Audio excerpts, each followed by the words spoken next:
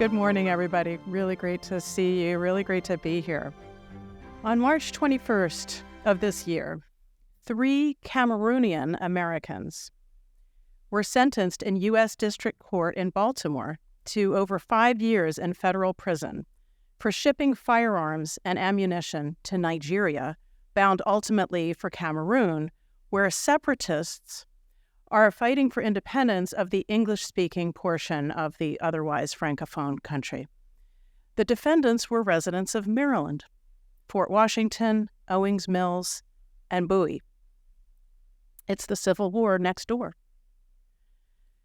The Ethiopian diaspora in the United States has participated in Ethiopia's conflicts through social media, protests, remittances, and lobbying, according to a study at Ghent University.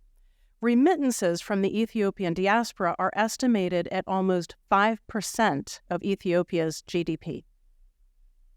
The study found that they could trace actual connections between the diaspora's activities and the course of actual violence on the ground in Ethiopia. Some of that diaspora engagement, the study said, could be characterized as peacemaking and some of it peace-wrecking. Within the United States, the Ethiopian communities are largest in Denver, Minneapolis, and Washington, D.C. It's another civil war next door.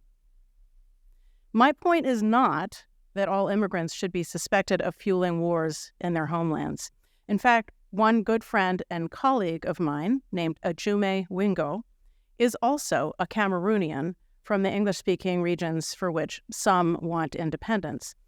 He, however, has built several social enterprises to peacefully benefit Cameroonians, including an NGO to make and distribute locally made compostable menstrual pads for girls, a project to build wells for drinking water, and Pathfinders for Peace, the NGO of which I'm executive director, which seeks peaceful resolution of the separatist conflict. So the civil war next door is sometimes peacemaking next door. Ajay has lived in the United States for decades, but he never sought citizenship. He's a permanent resident, and he travels back and forth to Cameroon several times a year, sometimes staying there for months at a time. This stands in stark contrast to the life of another immigrant I know well, my father. My father transferred from Cairo University to MIT in 1960. He pursued a career that didn't exist yet in Egypt, married my mother, and stayed. He became a U.S. citizen as soon as he could. He's visited Egypt only once every few years or so, and he did not attempt to teach his children Arabic, sadly, or raise us as Muslim. It was an assimilationist approach to immigration. My dad's old-style immigrant experience matched the world of his generation. But now, as the world has shrunk, the line between foreign and local has become blurry. Conflicts over territory or governance thousands of miles away can be fought in surprisingly local ways, right next door. The other day, I got an email from the superintendent of my daughter's school district. It reads, quote, "The Israel-Hamas war is deeply felt by members of our community. We extend care and compassion to those who are impacted," etc. Our district does not tolerate discrimination, harassment, or bias of any kind. If we become aware of any hate speech, no matter its form, we will follow district policy and respond immediately, and so on. We stand firm in the power of education and community to foster understanding and peace. I will return to that theme. This is a good time to engage in conversations at home about appropriate online behavior as disturbing, graphic, and violent content circulates. So the Civil War has arrived next door, even for our kids. The Civil War next door might mean not only other countries' wars in which people on U.S. soil are involved, but it also could mean civil war here. The political scientist Barbara Walter, who I'm sure some of you know her work, recently released a book called How Civil Wars Start. It describes her involvement in the CIA's Political Instability Task Force, a research program to understand the factors that predict major instability or war elsewhere. In the book, she argues that while the task force's scope of work excludes the United States, our country meets the major criteria for vulnerability to political instability and civil war.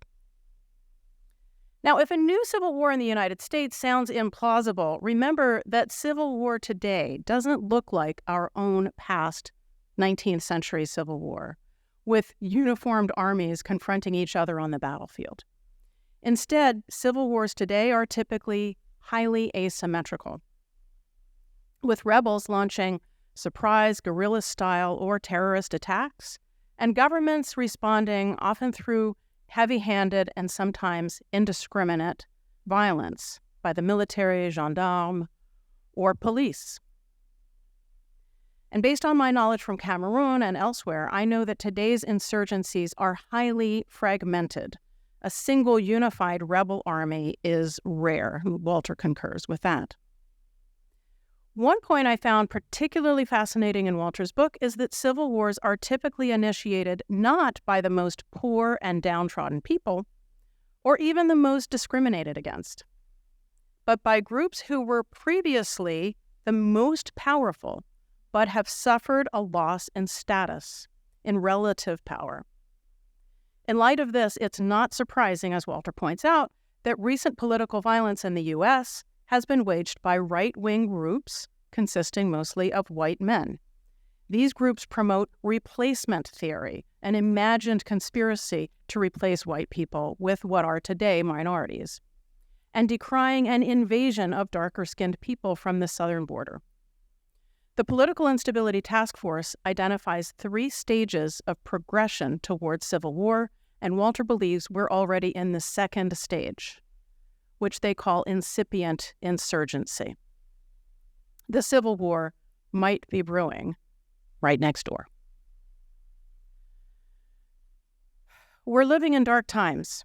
War is increasing, democracy is deteriorating, norms of human rights and civilian protection seem to be crumbling. It can feel hopeless, and honestly, I have to limit my exposure to news media to maintain my mental health. It's easy to feel powerless in the face of the world's many crises. Well, let me tell you a little story. Like countless other people, I am currently trying to lose weight. One source of help I turned to was a book by the company Noom, because that's what I do. I read the book instead of buying the app. Noom recommends that to stay motivated, you need to identify your ultimate why. Why losing weight or getting healthier is important to you. So what is my ultimate why? Good question, I thought. Now, 30 years ago, I might have said, well, it's my appearance, wanting to be slender and pretty, but as I age, other priorities have emerged, like longevity. I should add, I'm not the kind of person counting days until retirement. I love my work. I get to help people build consensus and resolve conflict. Who would want to stop doing that? I want to keep doing as much good as I can for as long as I can. That is my motivation for getting healthier. That is my ultimate why. And as I thought about this, guess who came immediately to mind? Those two, Jimmy and Rosalynn Carter. See, most former presidents of the United States seem to pretty much say, I'm done. And they're entitled to, right? I mean, once you've been leader of the free world, what do you do for an encore? So most former presidents, as far as I can tell, write memoirs, go to some high-profile events, or campaign appearances, play golf, and otherwise relax. But no, the Carters considered their time in the White House just the beginning. And you all know how they have spent the rest of their lives serving through the Carter Center and elsewhere. And they kept it up for decades, far longer than anyone predicted. And as I realized as I thought about my ultimate why, that they are my role models. But let's pay attention to one more thing about the Carters. For all their globetrotting, for all their rubbing elbows with the wealthy and powerful, they've stayed deeply connected to their local community of Plains, Georgia. Obviously, they could have bought a stately colonial home in Bethesda or Georgetown. They could have bought a penthouse in New York City with a panoramic view. But they chose to live and to die in the small town where Jimmy Carter was born and raised. Now, let me point out, Plains, Georgia is about 2.5 hours drive from downtown Atlanta. In 2021, it had a population of 553. Not 553,000, but 553. Its median household income in 2020 was about $34,000 a year, household income. And only about 5% of its residents have bachelor's degrees. The Carters could have turned up their noses, but instead they returned to Plains. Jimmy Carter taught Bible school at the tiny church there until the pandemic hit. And both the Carters volunteered with Habitat for Humanity, an organization founded right up the road from Plains. Now let's think again about that civil war next door. You see, it seems to me that every national or global issue has some kind of analog or manifestation at the local level. I've seen this in my work.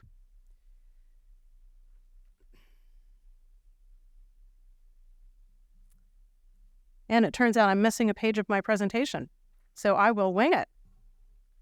It's what you get for relying on hotels to print out your material. No, I have it, actually. Just got confused. So I've seen this in my work. So in one example, I have facilitated conflict resolution processes in 2 different organizations recently, both public sector. In one, the employees, mostly conservatives, were outraged that they were forced to get vaccinated and to wear masks to work. In the other, the employees, mostly liberals, were outraged that they were forced to return to work in person once vaccinated. They were mirror images of each other. In another example, I worked with a large school board in which some members were convinced that the school district was forcing inappropriate topics on their children and robbing parents of their parental rights, while other members seemed convinced that teachers could do no wrong and didn't need any accountability. The national level affects the local, but there are so many untapped opportunities for positive change at the local level that could then affect the larger national or even global picture. The scholar Ashutosh Varshney has studied Hindu-Muslim riots in India. Clearly a national issue there, if not international. But what intrigued him was the variation in levels of violence from one community to the next. He found that the critical difference between higher violence and lower violence communities was the existence of civic networks that connected Hindus and Muslims in the same circles or in the same formal or informal groups like business associations, trade unions, political parties, and so on. Cities that had more of those kinds of ties between Hindus and Muslims had much lower levels of violence. In this country, as in so many others, the national level is seductive. Local news is sadly under-resourced, and the news outlets with the big dollars are the national ones. This gives us the false impression that the most important things going on are happening at the national level. But the United States has a highly decentralized form of governance. A lot. Here's my page mess up again. There we go. A lot of important issues are handled at state and local levels, where an individual or a small group can have so much more impact. We might think of police abuse of Black Americans as a national issue, and it is. But there are, by different counts, 14 to 17,000 different law enforcement agencies in the United States, most of them local. This country is unusual in the degree of local autonomy in policing. Most countries have a national police. Federal action is part of the solution, absolutely, but the potential for addressing these problems locally is underappreciated. There are many good police and many good police departments, and we can use that variation in the outcome of interest to learn how to turn around the bad ones. Now, I'm not naive enough to think that local community engagement on its own can solve war or democratic backsliding or the climate crisis or poverty or disease. I think that political decision makers at national and international levels play critical roles in addressing large-scale problems. But I do think that being involved in one's local community can help tackle the local analogs or manifestations of these giant problems. And lots of local solutions could add up to larger-scale solutions. Now, local engagement doesn't have to be burdensome, and I'm not looking to guilt anyone. It can take all kinds of different forms. You could teach Sunday school or volunteer for Habitat for Humanity like the Carters did. You could join the Rotary Club like I did recently, partly inspired by my friend Yves René Jennings. You could serve on a nonprofit board or a municipal commission or an environmental advocacy group, or just get to know your neighbors and look out for them. Too busy juggling young kids and work, I get it. But it was actually having children that got me more involved in my community through moms groups and volunteering at the schools. What if you don't have a hometown? Maybe you've moved around too much. I get that too. But believe me, wherever you live, you'll find all kinds of local groups that would welcome you with open arms.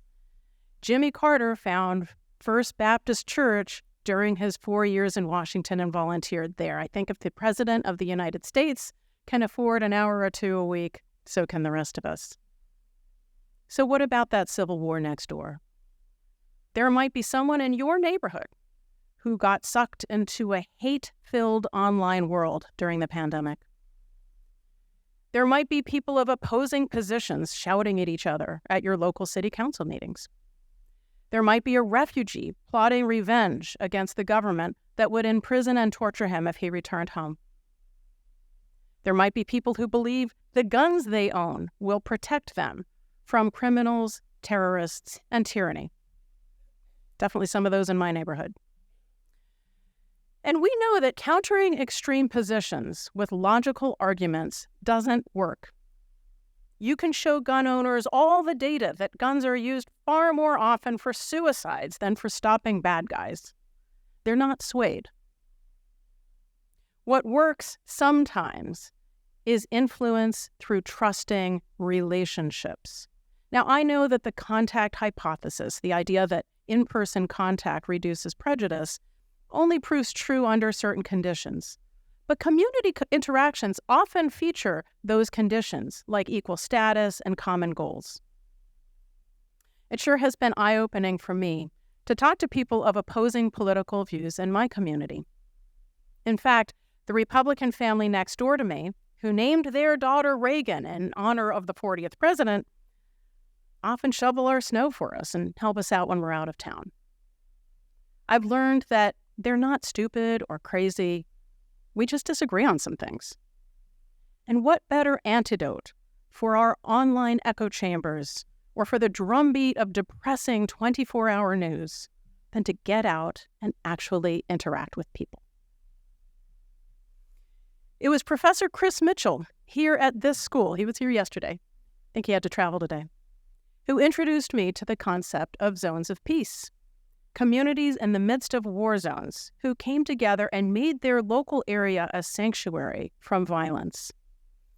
We can help make our own neighborhoods zones of peace, zones of tolerance, zones of inclusion, zones of good governance, zones of integrity, zones of empathy, zones of dignity. And maybe, just maybe, we can help prevent or limit the civil war next door. Thank you. Well, that was beautiful. It was really, really interesting and well done. I love the Civil War Next Door theme. And I just wanted to, celebrate basically in this terrible time, feeling down. And you all have been talking about, being miserable about the news, etc. The idea that we can shovel our neighbor's sidewalk and put some kind of positive energy into the world, much less what the Carter School is doing, which is, teaching the students, opening spaces for conversation and conducting research. So I think it's a really important message that you're bringing today about the centrality and the importance of local. So I basically just wanted to thank you. Thank you. And you are? Sarah Cobb. Oh, you're Sarah Cobb. Oh, yeah. So nice to meet you. I've read your stuff. Oh, it's a big pleasure. Knew what your face was. Really well done. Very, very interesting. So I just wanted to know, I have one question. Would you run for president? Hell no. I don't have at times I've thought about running for city council or something, but I don't have a thick enough skin for campaigning. I know this about myself. I couldn't do it, but thank you. I am so happy with what you shared, and I'm so glad that you're a member of my board, because as you know, I'm working at the local level in Clover, South Carolina, where we moved to. I'm involved with the city council, with the police department, with the mayor's office, with the school system. And what you told me gave me so many ideas. Because in my community, next month we are starting a peace building program because we want to plant a peace pole. And I've been talking to families, and I want to share with them the idea of peace poles, that they cannot really have any fights. They have to have respect. It's a very diverse community with 700 households, but people from California, Texas, different parts of the world. And I moved from North Carolina to South Carolina because I was discriminated against a lot when I lived in South Carolina. Even colleagues in North Carolina, told me to shut up because I have an accent. Because I was very proactive in my community. So I really would like to emanate what the Carters did, because they really are also my role models. Thank you again for sharing. Thank you. Let's talk about your... Hi, it's a pleasure to hear a conversation about local and communities because it's so accessible, the places where people live and work and play. I'm curious... So I teach our community conflict class, and one of the issues identified by students in the class is a lack of trust and authority, which I heard echoes of our common mentor, Wallace Warfield, in that, of how volatile a situation that can be, and how it removes a group who are responsible for making decisions from the process, from a trusted process in many ways. What have you seen or what thoughts, theory from practice do you have about that trust repair, that ability to work with or identify issues with those who are intended to be the decision makers and the representatives, but the lack of trust? We don't have to go very far to hear people's general opinions about politicians, which to me feels like a fracture in the social fabric, at the community level, certainly at the national level. But I'm curious in decision-making processes and at the community level, what you see that can start to address that. I'm not sure I can give a great answer, but first let me reinforce the question and the point about trust in authorities and institutions, essentially. I think that distrust of government is a feature of American political culture. And I think that has its positive sides, and it can also be taken to the point of a gratuitous criticism of government, to where it's destructive. Not that any speech should be banned on the basis of being critical, but our culture, that feature of our culture is there.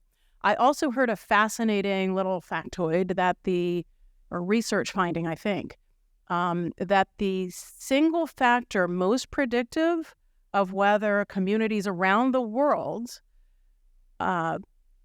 followed pandemic-related guidance was trust in authorities and institutions. So it really makes a big difference. I don't know what the solution to that is, but I do have a strong sense that it's much easier to do at the local level. So I heard a story once of a city or a neighborhood that was complaining about traffic in residential areas. And so they held a public meeting, and the public works folks brought along a great big truck full of stop signs. And as somebody said, we need a stop sign at, that corner, off they'd go with their stop sign and put it right in there. So it was tangible, it was immediate, and you can imagine the ability to increase trust in those kinds of circumstances. So, hey, we're all conflict resolution people here. I think conversation, listening, empathy, in-person contact, positive connections, all of those can help enhance that trust. I don't have any particularly unique or original solutions, but I think the local level is where it's at for that. Pleasure to be with you here for this conference, and thank you so much.